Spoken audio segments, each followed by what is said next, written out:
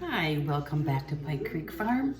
My name is Renee, and today is the last week of our Make It Yourself May collaboration that Andrea from What's Up Family Home has done, and she's done a great job with it this month. I mean, there's been some great recipes and ideas and things you can make at home.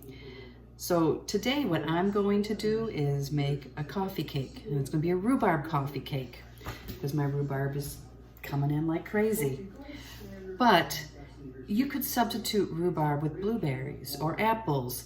You could add different spices to it, so you can customize this. This is the basic format to make a coffee cake in a 9x13 pan, so it's convenient for everyone on Saturday morning or Sunday morning. And with a cup of coffee, it is just wonderful. So I'm gonna do rhubarb today, but if you don't like rhubarb, you don't have to do rhubarb. So we're gonna start. This is a double crumb coffee cake, and the first thing we have to do is make the topping, because it goes on the bottom and it goes on top. And I'm not sure if you've ever made homemade coffee cake, but it's just using what you have in your house, and it tastes so much better than the ones you can pick up and buy in the grocery store. Has much better flavor. It doesn't have like the artificial flavor that they do sometimes in the grocery store, because they have to add different ingredients to keep it shelf stable for that long. So come on, let's make it yourself May with a coffee cake. The first thing we're going to do is make the topping, and we start with 3 tablespoons of butter that I have cubed up. We need a 1/4 cup of flour, all-purpose flour, and a 1/2 cup of brown sugar that was packed.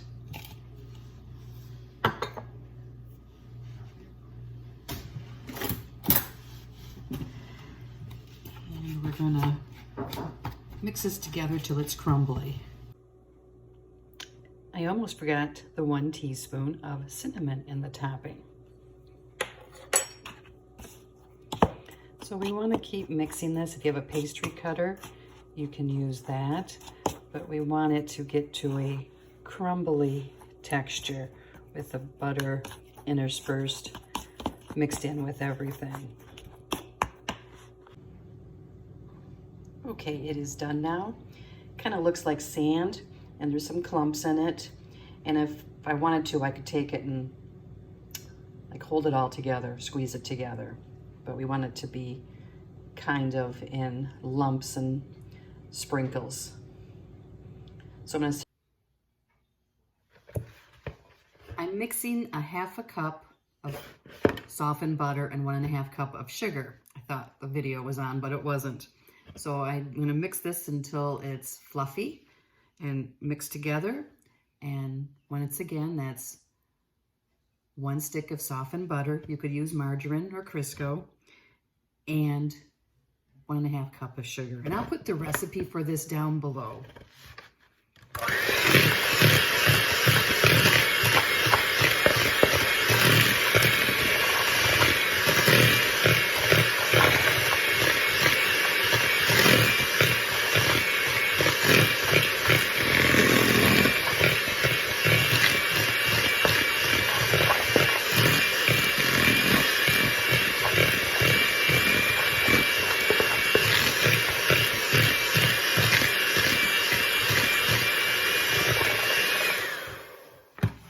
Okay, it is mixed together now. And now we add 1 cup of sour cream or plain Greek yogurt. I use plain.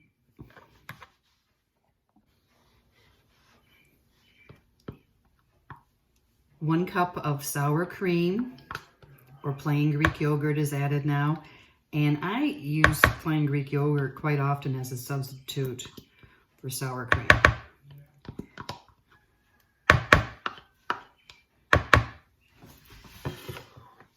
2 eggs, and it's best if they're at room temperature. I sometimes forget to take my eggs out.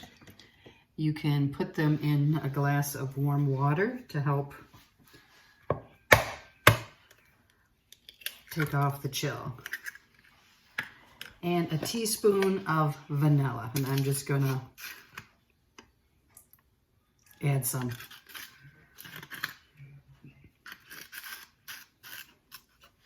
And we're going to mix this together.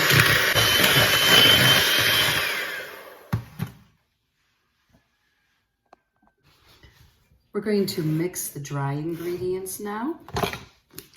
And it's 2 cups of flour.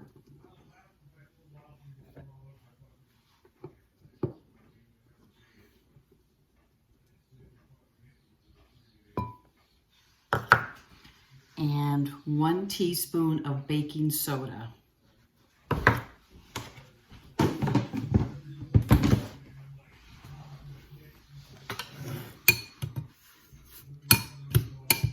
And blend that together.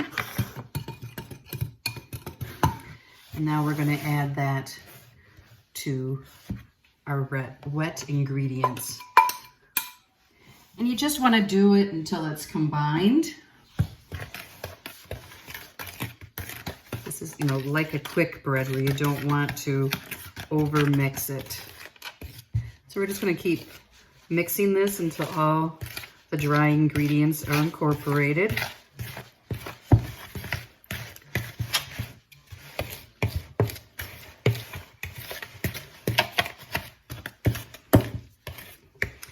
This is a Danish whisk that I'm using. I use it a lot for bread making. I don't have a KitchenAid or a fancy mixer with a dough hook, so I do it all by hand. It's on my wish list. So now we're going to add, I have 2 cups of finely diced rhubarb. I used my chopper. It got it smaller for me. I had already chopped up, like rough chopped rhubarb to make jam, so I just scooped out some of that, and so we had 2 cups of diced. But into the batter, 2/3 of a cup goes.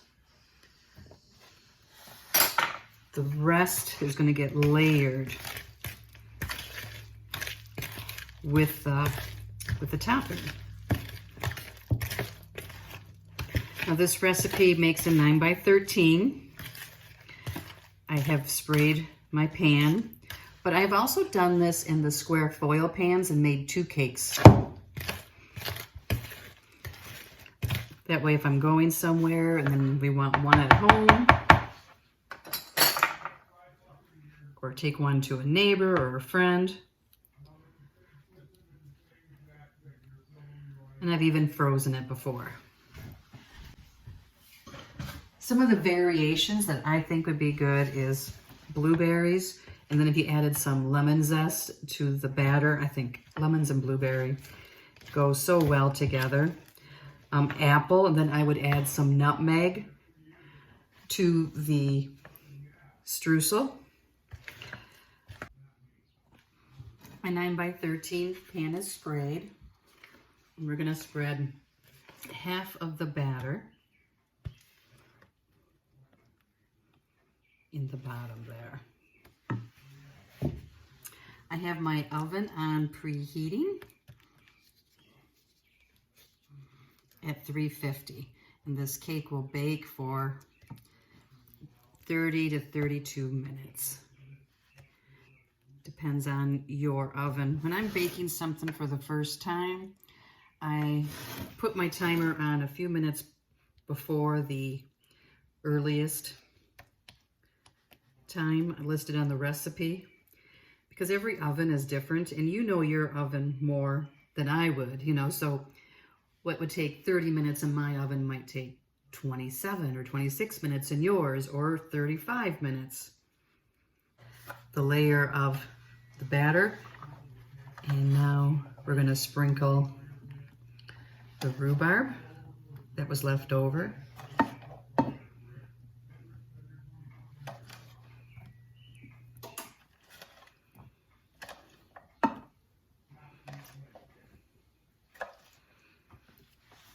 that's all I'm going to use.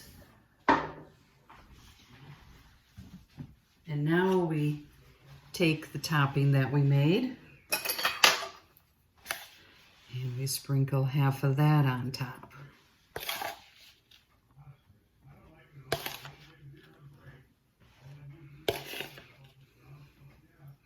You could add nuts to this, especially if you weren't going to put fruit in it. Or with apples, it would be really good to have some walnuts. Next, we're going to put the rest of the batter on, and that's always a challenge because you're going to pull up some of the topping. So I kind of try to plop down some different mounds of the batter and then try and connect it afterwards. And it's okay if you pull up some of the crumble because it just gets mixed in with the batter and adds to the flavor. Gets swirled in, and that's not a bad thing.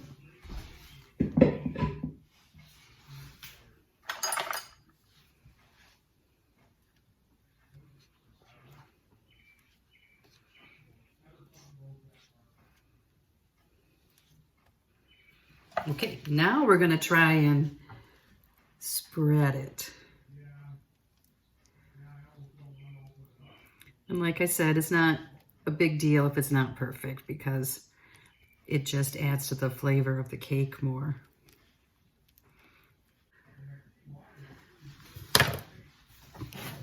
That part's done. Now we're going to sprinkle on the rest of the topping.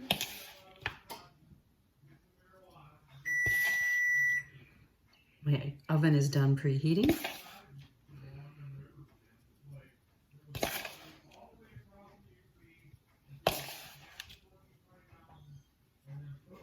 I like to have recipes on hand though that are just recipes that I can go into my pantry and bake. And that's the convenient thing of learning how to make it at home. We're ready for the oven now. So I'm going to put this in for 30 minutes and then I'll come back and show you what it looks like. We want the cake part to be done, so I'll test it with a toothpick to make sure that the batter is done in the center. The timer just went off and I don't think it is done yet. No, it is a lot of batter still on that toothpick, not crumbs. So I'm going to put it back in for 5 more minutes. Finally, it is done. Took a while for that center to come up with just crumbs on it and not be wet batter. Here's a piece that's cut. Now that it's cooled, you can see that there is rhubarb throughout, the streusel on top and also in the middle. And I'm going to go have an afternoon snack now. Thank you for coming to Pike Creek Farm. And if you like this video, push the like button, push subscribe to see more videos on canning and baking and vintage recipes. And thank you to Anne for putting on this collaboration. And make sure to check out the playlist below.